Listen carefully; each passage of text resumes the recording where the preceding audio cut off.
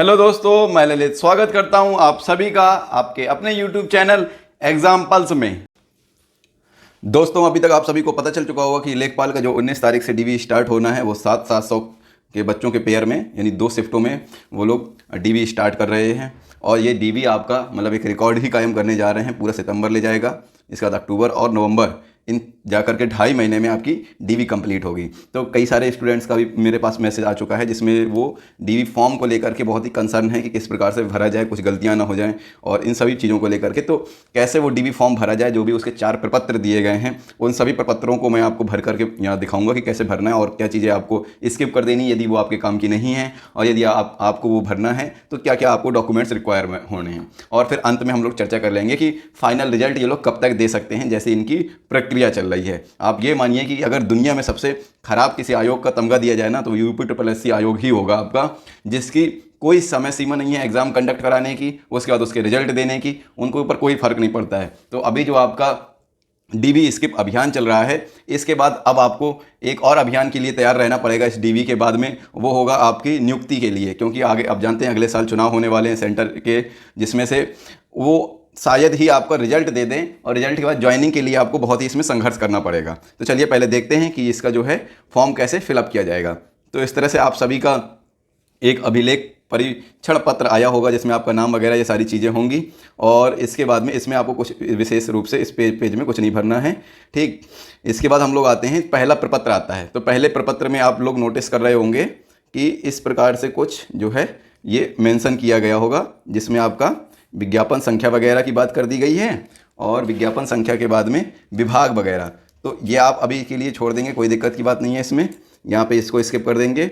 फिर ये सारी चीज़ें उन्होंने खुद से ही भरी हुई हैं, और इसके नीचे जैसे हम लोग पहुँचते हैं तो यहाँ पर लिखा हुआ पद या सेवा का नाम जिसके लिए अभ्यर्थी आवेदन कर रहे हैं। तो आवेदन आपने लेखपाल पद के लिए किया है तो पद या सेवा का नाम यहाँ पर लेखपाल आ जाएगा। फिर अभ्यर्थी का नाम आ जाएगा, और उसके बाद हिंदी में इसको लिखना है तो हिंदी में आप ऊपर यहाँ पर हिंदी में अपना नाम लिख देंगे। अभ्यर्थी के पत्र व्यवहार का पता यहाँ पर अपना आप एड्रेस लिख देंगे, और जो भी आपका जिला और राज्य पड़ता है वो आप राज्य, चूँकि राज्य ज़्यादातर स्टूडेंट्स का उत्तर प्रदेश ही होगा, लेकिन बहुत सारे स्टूडेंट्स होते हैं जो आपकी बाउंड्री शेयर कर रहे हैं, बिहार वगैरह MP है, और इधर आपका अन्य राज्य हो जाते हैं जहाँ से स्टूडेंट फॉर्म भर देते हैं। तो अगर किसी का अन्य कोई राज्य है तो वो भी आप अपना भर सकते हैं। फिर इसके बाद यहाँ पर आप अपनी DOB भर देंगे और उसको शब्दों में भी लिख देंगे, जैसे ये लिखा हुआ है तो 8 जुलाई 1994, इस तरह से पूरा लिख देंगे। फिर अभ्यर्थी के पिता या पति, यदि किसी ने फॉर्म भरते समय ध्यान रखेंगे, अगर उसके फॉर्म भरते टाइम उसकी शादी हो गई थी तब वो अपना, और उसने फॉर्म में पति को मेंशन किया पिता की जगह, तभी वो पति वाला सेक्शन को कंप्लीट करेगी, अन्यथा वो स्टूडेंट जो है वो पिता को ही लेकर के सारी चीज़ें भरेगा। तो अभ्यर्थी के पिता का नाम यहाँ पर हो जाएगा, यानी अगर किसी की शादी मान लीजिए एग्जाम के बाद हुई, एग्जाम फॉर्म भरने के बाद हुई है, तो ऐसी स्थिति में वो अपने पति वगैरह का नाम यहाँ पर ना भरे बल्कि पिता का नाम ही भरे जो उसके फॉर्म में है। तो पिता का नाम, फिर अभ्यर्थी के पिता का जन्म स्थान, यानी पिता कहाँ पैदा हुए थे, अभ्यर्थी के पिता या पति यदि मृत हों तो अंतिम पता क्या था, वैसी स्थिति यानी नहीं है तो आपको नहीं कर देना है।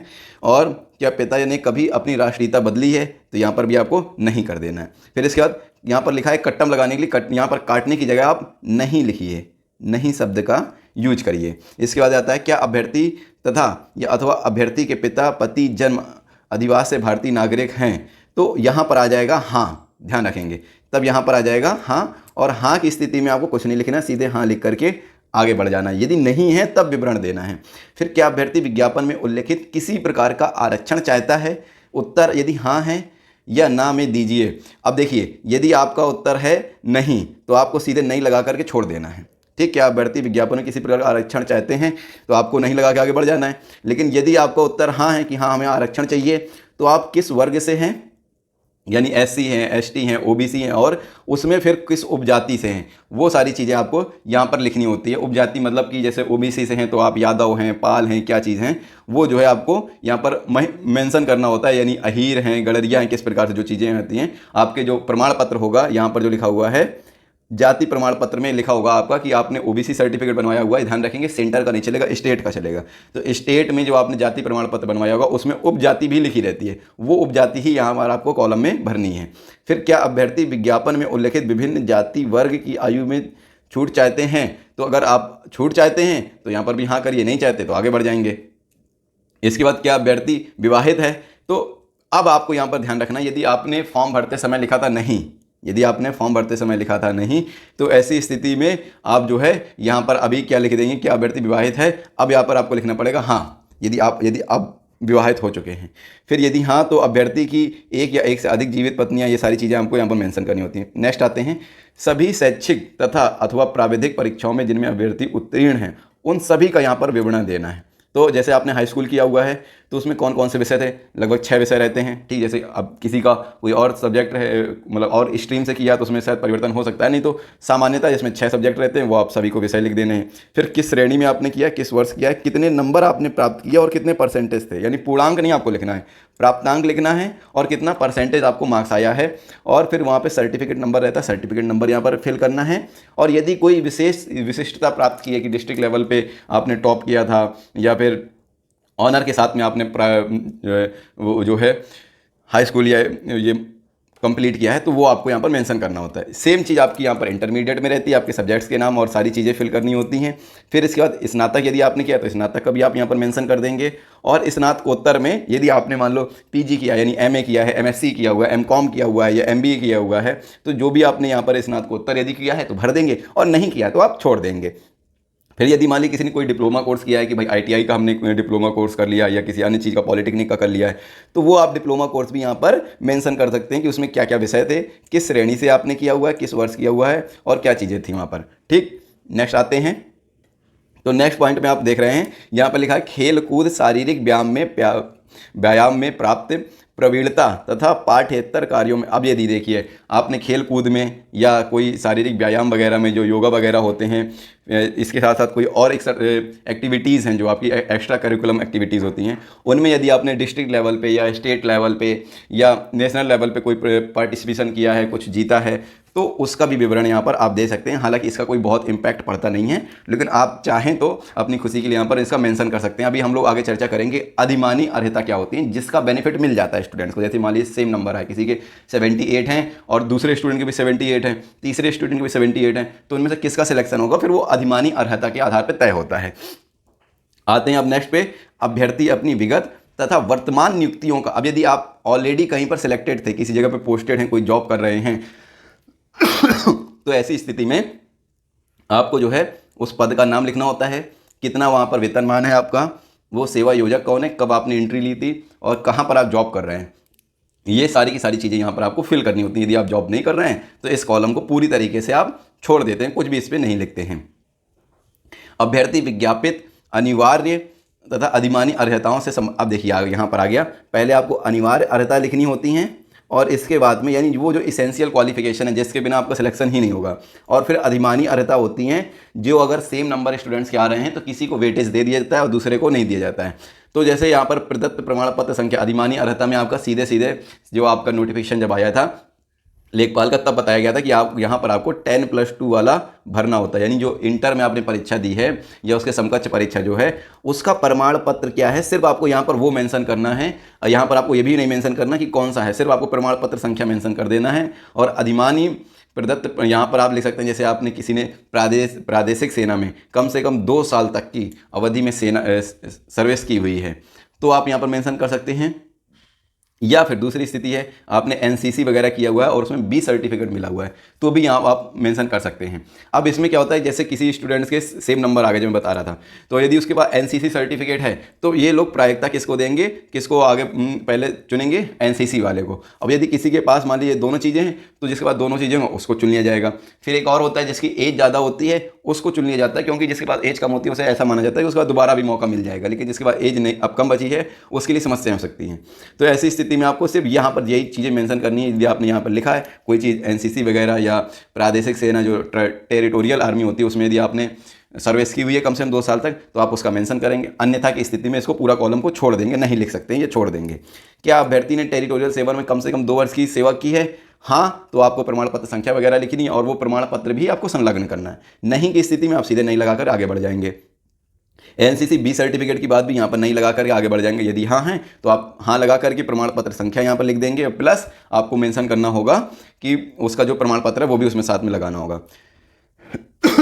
इसके बाद यदि हम बात करते हैं क्या अभ्यर्थी को किसी फौजदारी न्यायालय द्वारा दंडित किया गया है, ना लगा दें। यदि आपका हाँ है तो फिर उसका विवरण दें। फिर यहाँ पर क्या अभ्यर्थी किसी राज्य लोक सेवा से डिबार किया गया है, तो भी यहाँ पर ना लगा दें। क्या अभ्यर्थी राजकीय सेवा से पदच्युत है, तो यहाँ पर भी आप ना लगा दें। इसके बाद आता है आवेदन परीक्षा वाला ये सेक्शन, इसको कंप्लीटली आप छोड़ दीजिए। वहाँ पर इतनी इसको लेकर के कोई ज़्यादा प्रॉब्लम होती है नहीं वैसे, और अगर कोई वैसी बात आएगी तो आप उसी समय इसका डिटेल में लिख सकते हैं। यहाँ पर धनराशि जरूर आप लिख सकते हैं कि 185 रुपये थी शायद, और यहाँ पर उसको अंकों में लिख सकते हैं। फिर भी यदि किसी के पास है तो वो यहाँ पर ये डिटेल यहाँ पर सारी भर सकता है। आमतौर पर जल्दी किसी के पास रहती है नहीं कि किसने मतलब कहाँ से भरा हुआ है, तो आप इसको पूरा ब्लैंक छोड़ सकते हैं, इसमें कोई दिक्कत नहीं होती है छोड़ने में। फिर अभ्यर्थी घोषणा करता है, अपना यहाँ पर नाम लिख देंगे आप। उसके बाद अभ्यर्थी का हस्ताक्षर, उसका पूरा नाम और यहाँ पर उसका पूरा पता, दिनांक और स्थान, ये सारी चीज़ें आप भर लेंगे, कोई दिक्कत नहीं। अभी का ये भरना है इसमें सब। इसके बाद है प्रपत्र नंबर 2। इसमें क्या है आपका, इसमें आपको भरना होता है अटेस्टेशन फॉर्म होता है, जो आपको खुद से ही सारा करना, किसी से अटेस्टेड करवाना नहीं है कि आप किसी गजेटेड ऑफिसर को ढूंढ रहे हो। यहाँ पे अभ्यर्थी अपना नाम लिख देगा, पिता का नाम, माता का नाम, पिता की राष्ट्रीयता क्या है, माता की राष्ट्रीयता क्या है और यदि किसी लड़के की शादी हो गई तो अपने पत्नी का नाम लिख देगा, और यदि लड़की की शादी हो गई तो अपने पति की राष्ट्रीयता लिख देगा। फिर इसके बाद आते हैं उसी प्रकार से अपने पति या पत्नी के जन्म स्थान लिख देंगे। नहीं है तो आप पूरा इसको नहीं लिख करके छोड़ देंगे या कट लगा देंगे, कट्टम लगा देंगे। ठीक, यहाँ पे देखिए आप नोटिस कर सकते हैं, यहाँ पे लिखा हुआ है जो लागू ना हो रहा हो उसे आप क्या कर सकते हैं, काट दिया जाए। जो लागू नहीं है उसे काट दिया जाए, तो आप काट भी सकते हैं या सीधे सीधे नहीं लिख करके आगे बढ़ सकते हैं। फिर आप देखते हैं तो यहाँ पर लिखा हुआ है स्थायी निवास का पूरा पता, इसको आप पूरी डिटेल में भर लीजिएगा, इस वाले सेक्शन को पूरा छोड़ दीजिएगा। फिर वर्तमान पते में पूरी डिटेल आपको भर देनी है। आयु तथा जन्म की तारीख जो यह अंकों में यहाँ पर लिख दिया गया है, शब्दों में आपको लिखनी होती है। इसके बाद में क्या हो जाएगा, अब जैसे शब्दों में लिखनी है तो आप यहाँ पर क्या लिख देंगे, यहाँ सीधे सीधे लिख देंगे 8 जुलाई 1994। ठीक, इस तरह से आप पूरा उसमें भर सकते हैं। ओके। फिर शैक्षिक योग्यता, जिसमें उम्मीदवार 15 वर्ष की आयु से शिक्षा प्राप्त कर। अब मान लीजिए जैसे किसी 1994 उसके बाद किसी मान लीजिए 2007 या 2008 में किसी ने हाई स्कूल कर लिया है, तो ऐसी स्थिति में आपको इसका मेंशन नहीं करना है, इसको छोड़ देना आप। फिर यदि 2010 में आपने कोई चीज़ इंटर किया हुआ है तो आपको सीधे वहाँ से मेंशन करना है। तो यहाँ पर आप लिख सकते हैं कि भाई आपने स्कूल या कॉलेज कहाँ से किया और 2000 कितने समय तक ये सब किया और कौन सी परीक्षा पास किया है। फिर आपको अपना ग्रेजुएशन का लिख देना है, और यदि आपने पीजी किया तो पीजी का मेंशन कर देना है। नेक्स्ट आते हैं कार्यालय या फर्म के संबंध में, तो ये भी आपके लिए काम का नहीं है, तो आप ये भी पूरी तरह से छोड़ दें, यहाँ पर कुछ नहीं लिखना है, आपको सीधे छोड़ देना है। यदि कोई चीज़ नहीं समझ में आ रही है तो आप कमेंट में उसको पूछ सकते हैं, और फिर भी यदि नहीं समझ में आता है तो आप उसको ब्लैंक छोड़ दें, कुछ भरने की अपेक्षा।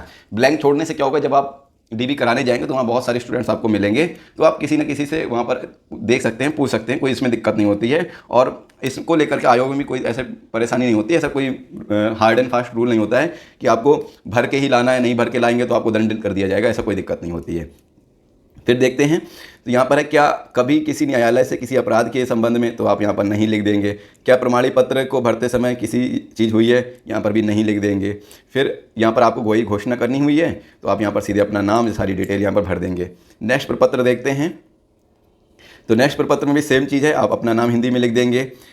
इसके बाद अपना पता वगैरह लिख देंगे, और सेवा या पद जिसके लिए तो वही लेखपाल के लिए भर देंगे। क्या अनुसूचित जाति या जिस जाति और उपजाति के हैं आप, उसका मेंशन कर देंगे।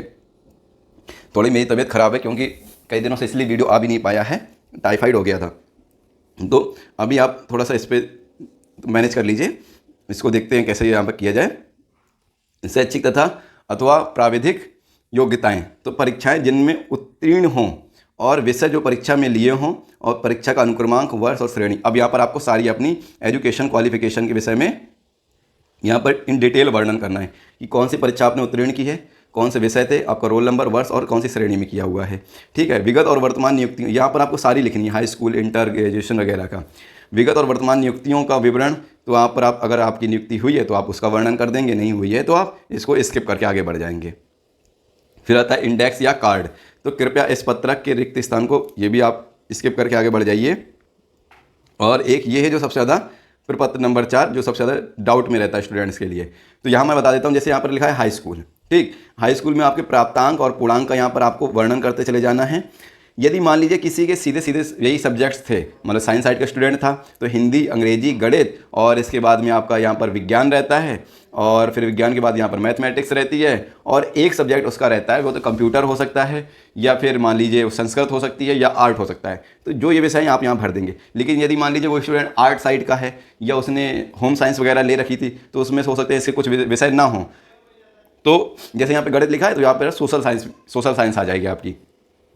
अब जो विषय नहीं है, इन विषयों को आप, इस वाली पूरी रो को आप छोड़ देंगे, इस रो को आप पूरी छोड़ देंगे। जो विषय नहीं है आपका उस रो को छोड़ देंगे, शेष विषय वो आप खुद से भर लेंगे। इसी प्रकार से इंटरमीडिएट वाले सेक्शन में जब आएंगे तो यदि आपकी हिंदी थी तो आप हिंदी वाले सेक्शन वाले को भर देंगे, और यदि गणित अगर आपकी रही है तो गणित भर देंगे, नहीं है तो आप छोड़ देंगे। जो चीज़ थी उसी के सामने वाली रो में आपको भरना है, और नहीं है तो उस वाले को सेक्शन में छोड़ देना है। इसी प्रकार से स्नातक में करना है। और अब जैसे स्नातक में मान लीजिए 3 सब्जेक्ट बचते हैं, जिसमें आ जाता है फिजिक्स, केमिस्ट्री और मैथमेटिक्स। मान लीजिए कोई साइंस से कर रहा था, और साइंस में यदि मैथ से कर रहा था तो उसके ये सब्जेक्ट हो गए, और यदि वो बायो से कर रहा है तो उसके क्या हो जाएंगे, फिजिक्स, केमिस्ट्री, बायोलॉजी वगैरह हो जाती है कुछ, या जो और चेंजेस होते हैं। तो वो अपने सब्जेक्ट खुद से भी यहाँ पर मेंशन कर सकते हैं। और उसके सामने वाली रो में मान लीजिए जैसे जीव विज्ञान था, तो यहाँ पर आपको लिखना है बायोलॉजी या जीव विज्ञान, और सामने आपको देखना है तो सामने ये पॉइंट आपका स्नातक में कितने प्राप्तांक थे और कितने पूर्णांक थे, उसको आपको भरना है। इसी प्रकार से अब स्नातकोत्तर में आते हैं तो यहाँ पर सब्जेक्ट संख्या और कम हो जाती है, तो इस बिहाफ पे आपको ये भरना होता है। फिर इसके बाद क्या है, मैं प्रमाणित करता हूँ, सेम चीज़ें अभ्यर्थी का हस्ताक्षर हो जाएंगे, और इसके बाद में पूरा ये कंप्लीट हो जाएगा। तो इसके बाद हम लोग चर्चा कर लेते हैं कि आपकी जो है वो फाइनल रिजल्ट जो है, फाइनल रिजल्ट कब तक आ सकता है, क्योंकि फाइनल रिजल्ट के साथ में ही आपकी जो फाइनल कट ऑफ भी इनके तरफ से डिक्लेयर की जाएगी, यानी दोनों एक साथ ही आएंगे। तो अब ये समझिए कि आपके नवंबर तक तो आपकी डीवी ही चलनी है। इसके बाद जितना ये महान आयोग है उस हिसाब से जनवरी में यदि आप दे दें ये आपको जनवरी के लास्ट तक, तो आप बहुत ही गनीमत और अपना बहुत ही अच्छा भाग्य समझिएगा। यानी जनवरी 2024 से पहले किसी भी हालत में आपका फाइनल रिजल्ट देखने को नहीं मिलेगा।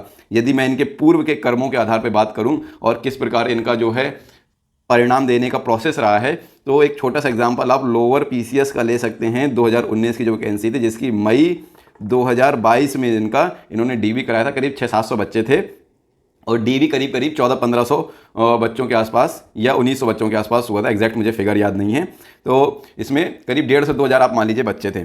तो उनकी मई में डीवी होने के बाद भाई साहब इन लोगों ने दिसंबर 2022 में जा करके फाइनल रिजल्ट घोषित किया था। तो चूंकि यहाँ पर अब जो चुनाव पड़ रहा है 2024 का, इस चुनाव का सकारात्मक परिणाम आपके लिए बस इतना ही हो सकता है कि आपका जो फाइनल रिजल्ट है वो इतना लेट ये लोग 5 महीने, 6 महीने या 8 महीने ना लगाएं, बल्कि उससे पहले ही घोषित कर दें। तो आप लोग बिल्कुल कमर कस के तैयार हो जाइए। इस डीबी के बाद में आपको दिसंबर के लास्ट से या जनवरी के स्टार्टिंग में एक साथ होकर के करीब 1-2 हज़ार 3-3 हज़ार बच्चों को एक साथ जा करके और वहाँ पर फाइनल रिजल्ट की भी डिमांड करनी पड़ेगी, फिर से धरने देने पड़ेंगे कि हमारे फाइनल रिजल्ट जल्दी से जल्दी डिक्लेयर हो। और 200-400 बच्चों के जाने से, 50 बच्चों के जाने से वहाँ कुछ इम्पैक्ट नहीं होने वाला है, मीडिया का भी कोई इम्पैक्ट नहीं होने वाला है। जब आप 2000-4000 की संख्या में जाएंगे तब जरूर उसका कोई ना कोई पॉजिटिव इंप्रेशन बन सकता है। तो यह आपका हुआ कि फाइनल रिजल्ट कब तक आने की संभावना है, ये भी जनवरी में आ जाए तो बहुत बड़ी बात है। ज्वाइनिंग की तो आप अभी मतलब उस बात को तो चर्चा ही ना करिए कि होली तक आपकी मार्च, क्योंकि अप्रैल में तो चुनाव होने हैं, तो मार्च तक आपको ज्वाइनिंग दे दें, ये बहुत बड़ी अपने आप में एक इनका रिकॉर्ड बन सकता है कि इतने कम समय में उन्होंने सारे काम कर दिए। तो पहले आप फाइनल रिजल्ट की चिंता करिए कि फाइनल रिजल्ट यानी आप सभी का कौन चयनित होने वाला है, कौन चयनित नहीं होने वाला है, ये क्लियर हो जाए। ठीक, आशा करता हूँ आपको जो भी जानकारी चाहिए होगी वो सारी इस वीडियो मैंने दे दिया होगा। चलिए मिलते हैं अपने नेक्स्ट वीडियो में। Thanks for watching this video.